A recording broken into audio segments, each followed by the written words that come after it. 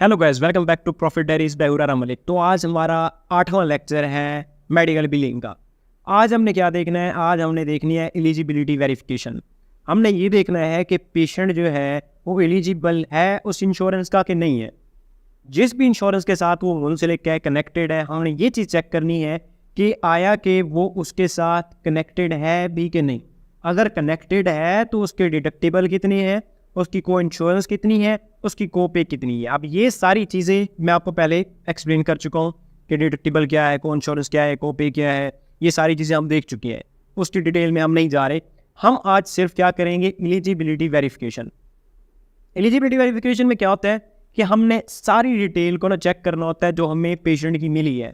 हमें जो डिटेल मिलती है वो मिलती है हॉस्पिटल, क्लिनिक या फिर फिजिशियन के थ्रू कि ये हमारे पास पेशेंट आया, इसका ये इशू है, इसका ये हमने ट्रीटमेंट किया, इसका ये नाम है, इसकी ये सारी डिटेल्स हैं, इसकी फला इंश्योरेंस कंपनी के साथ जो है ना एक इंश्योरेंस चल रही है। अब हमारा काम है एलिजिबिलिटी चेक करना, लायबिलिटी चेक करना कि वो वाकई उस इंश्योरेंस के साथ है। अगर है तो उसका क्या सिनेरियो है, वो डिडक्टिबल्स क्या है उसके, उसकी को इंश्योरेंस क्या है और उसका को पे क्या है। ये सारी चीज़ें चेक करना एलिजिबिलिटी वेरिफिकेशन में आता है। तो बेसिकली जब हम एलिजिबिलिटी वेरिफिकेशन करते हैं तो इसमें 3 चीज़ें आती हैं। या तो हम ऑन कॉल पता कर सकते हैं क्योंकि हमारे पास इंश्योरेंस की ना सारी डिटेल्स होती है, इंश्योरेंस कंपनी की, उसका कॉन्टैक्ट नंबर होता है, ईमेल होता है, हर चीज़ हमारे पास होती है। हम क्या कर सकते हैं, या तो ऑन कॉल कर सकते हैं, या फिर इंश्योरेंस का वेब पोर्टल यूज़ कर सकते हैं, या फिर तीसरे नंबर पर क्लियरिंग हाउस का वेब पोर्टल यूज़ कर सकते हैं। ये 3 तरीके हैं। बारी बारी मैं तीनों तरीकों को एक्सप्लेन करता हूँ, लेकिन मैं आपको एक्सप्लेन करके बता सकता हूँ, पोर्टल पे लेके नहीं जा सकता। क्यों नहीं लेके जा सकता? क्योंकि भाई हर जो इंश्योरेंस है उसका पोर्टल डिफरेंट है। अब इतनी हज़ारों इंश्योरेंस कंपनीज है, मैं किस किस का आपको बताऊं। जब आप जॉब करने लगते हो, जब आप काम करने बैठते हो ना, तो आपको पोर्टल दिए जाते हैं। उससे पहले आपको पोर्टल प्रोवाइड ही नहीं किए जाते, आपको पता ही नहीं होता किस कंपनी का कैसा पोर्टल होगा, ठीक है। तो किस चीज़ की कोई इन्फो नहीं होती है हमारे पास। तो इस वजह से मैं आपको बताता हूँ कि तीनों तरीकों को हम यूटिलाइज कैसे करेंगे। सबसे पहले मैं बात करता हूँ ऑन कॉल। तो जब हम कॉल की बात करते हैं तो हमारे पास इंश्योरेंस कंपनी के कॉन्टैक्ट नंबर मौजूद होते हैं। हम उन नंबर्स पे कॉल करते हैं और उस पेशेंट की एलिजिबिलिटी वेरीफाई करते हैं। अब होता क्या है कि हमारे पास उसकी सब्सक्रिप्शन आईडी होती है। हम कॉल करते हैं कंपनी को और वो कहते हैं कि इस सब्सक्रिप्शन आईडी की हमें इन्फो चाहिए कि आपके साथ रजिस्टर्ड है। अगर रजिस्टर्ड है तो एक्टिव है कि इनएक्टिव है, ठीक है। अगर एक्टिव है तो उसके साथ आपकी क्या पॉलिसी चल रही है, को इंश्योरेंस क्या है, को पे क्या है, डिडक्टिबल क्या है, ईओबी क्या है, वो सारा हमें चाहिए। तो वो एक से एक चीज़ हमें प्रोवाइड करती हैं। ए टू जी सारी चीज़ें हमें प्रोवाइड की जाती हैं। किसके थ्रू? इंश्योरेंस कंपनी के थ्रू, ऑन अ कॉल। तो कॉल के थ्रू हमारे पास सारी डिटेल्स आ जाती है। यहाँ से हम फिर वेरीफाई कर सकते हैं कि वो पेशेंट एलिजिबल है, वो पेशेंट लायबल है कि नहीं है।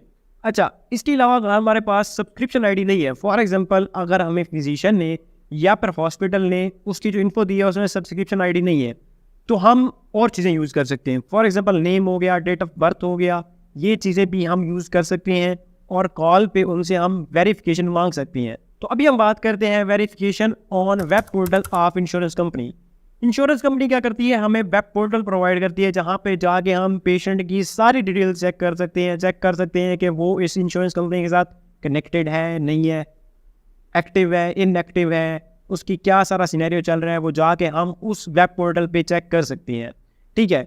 अब वेब पोर्टल डिफरेंट होते हैं, हर कंपनी का अपना होता है। लाइक आपको एग्जांपल देता हूँ, कैरियो हो गया, वेल्टी हो गया, इसके अलावा मेडिकेयर हो गया, इस तरह के पोर्टल्स होती हैं, ठीक है। हर जो इंश्योरेंस कंपनी है उसका अपना वेब पोर्टल है। अब हमने क्या करना होता है, उस वेब पोर्टल को ओपन करना होता है। वहाँ पे हमें एज आ प्रोवाइडर या फिर एज आ बिल्डर वहाँ पे हमें साइन इन करना होता है, ठीक है। जैसे हम साइन इन करते हैं, उस वेब पोर्टल के अंदर घुस जाते हैं, वहाँ पे सारी डिटेल्स मौजूद होती हैं पेशेंट की। हमने क्या करना होता है, सब्सक्रिप्शन आईडी डालनी होती है। सब्सक्रिप्शन आईडी जैसे ही डालती है वहाँ पे उस पेशेंट का सारी डिटेल निकल के आ जाती है, ईओबी भी आ जाता है, एवरीथिंग वहाँ पे प्रोवाइडेड होती है। वहाँ पे इतनी चीज़ें मौजूद होती है कि कोई भी चीज़ मिसिंग नहीं होती। अगर आपकी जो रिपोर्ट है जो आपको फिजिशियन ने प्रोवाइड की, अगर उसमें कोई चीज़ मिसिंग है तो वहाँ से आप चेक करके उसको कंप्लीट कर सकते हो। फॉर एग्जांपल उसका कॉन्टैक्ट नंबर भी मौजूद, फॉर एग्जांपल उसका एड्रेस इनकम्प्लीट है, तो आप जब वेब पोर्टल पे जाओगे ना, वहाँ पे उसकी छोटी से छोटी डिटेल भी मौजूद होगी। आप उसकी वो सारी डिटेल वहाँ से उठा के भी कंप्लीट कर सकते हो इन केस आपके पास इनकम्प्लीट है। खैर ये एक दूसरा टॉपिक है, फिलहाल आप एलिजिबिलिटी तक रहते हैं। तो आपने जब उसको सब्सक्रिप्शन आईडी के थ्रू सर्च करना है, वहाँ पे उसकी सारी डिटेल आ गई। इन केस आपके पास सब्सक्रिप्शन आईडी नहीं है, आप बाय नेम या फिर डेट ऑफ बर्थ, दोनों को डाल के आप वहाँ पे सर्च कर सकते हो, उसका सारा डाटा आ जाएगा। तो ये सीन है वेब पोर्टल का। हर कंपनी का अपना वेब पोर्टल है, ईजिली आप इस चीज़ को वेरीफाई कर सकते हो, ठीक है। अगर तो वो एलिजिबल है, उसके बाद हम क्लेम सबमिशन और क्लेम फिलिंग उस चीज़ की तरफ जाएंगे, अदरवाइज आप वहीं पे इस चीज़ को टर्मिनेट कर देंगे, हम आगे प्रोसीड ही नहीं करेंगे, क्योंकि एक बंदा अगर एलिजिबल नहीं है हम उसकी क्या प्रोसीडिंग्स करेंगे। तो इसके बाद हम बात करते हैं web portal of clearing house. ये भी सेम वर्क करता है जिस तरह इंश्योरेंस कंपनी का वेब पोर्टल होता है, उसमें सेम आप सब्सक्रिप्शन आईडी डालते हो, कोई डिफरेंस नहीं है।